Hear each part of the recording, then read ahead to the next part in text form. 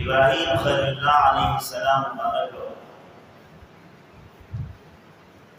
رب الجلال تعالی سوال کوي سورہ صافات سلام نمبر آیت کریمه کې چې رب هب لي من الصالحین اے رب دعا کی ماتا الصالحین د نیکانو ماتا اولاد صالح اولاد د نیکانو مالا بچینا یہ نیک بچینا نیکانو نګورا انبیاء کرام علیهم السلام چې خپل رب نه د بچو سوال کوي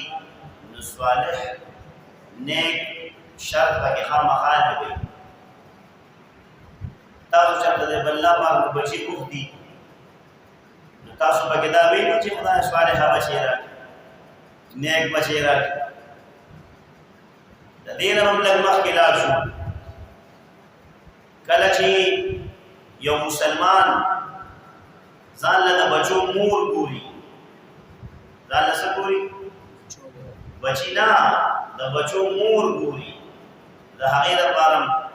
امام الانبیاء خاتم النبیین رحمت للعالمین بشیر و نذیر سراج منیر یاسین و طه جناب محمد رسول الله صلی الله علیه و آله وسلم مبارک فاصبر بذات الدین الفاظ بخاری مسلم شریف استعمال کړي چې کله تاسو د یو زنانه سره نکاح کول غواړئ څوک به د حسن او د جمال د وجې نه کوي څوک به د مال یعنی د مال د وجې نه کوي څوک به د نسب د وجې نه کوي چې نسب به عالی څوک د دین د وجې نه کوي خو تاسو یې ترجیح ورکړئ دیندار زنانه ته لکه بچو له چې مور ګوري او کمی بی سره نکاح او واده کې په شریعت مطهره د اسلام نو او وګوري چې په دغه زنانه کې دین شته کنه دغه زنانه چې دا به زما د بچو مور ګرځي بدر بس دا به زما د اولاد ذریعہ او سبب ګرځي بدر بس نو هغه هم صالحات دي باغی کې هم دینداري ګوري باغی کې هم د نیک عمل زنانه سوال در رب الجلال میں کہ خدای صالحہ پاکا تابدارا فرمانبردارا بی بی راکی نمونگا ذکر دا صالح بی بینا دا صالح مورنا دا نیک مورنا بیا نیکان کسی بیتا دی نظمونگا ابتدا چکم دیا پساکین مشی ابتدا پساکین دا شمشی چمونگا دا بچو مور بنا بنا پور کرا لانجا مارا جگر مارا جبورا چې په کور کې نه د پلار قدر کړي نه مور قدر کړي نه ورته چا ادب کړي نو هغه زنانه هغه لور خور چې موږ بچی له مور له وګونو دا غي نه بس شي پیدا کیږي نو تاسو باغې نه پوهیږئ یا په ودونه کې لکه د ډمانو غړي دمه ولا راولو چې دا غړي خو غړې راخېستا په واده کې دروازه په واده کې ویګړه شوی او د پلان کې په واده کې اګړای دې راخولینا نو هغه په ګډا مې شو چې ډم راولو نو بس د وړو مو چې ډم یې په بشي ټول ډمان پیدا کړي ورسې کې د ډمانو لاران پیدا کړي دغه ځای کې موږ کوی مهارت دی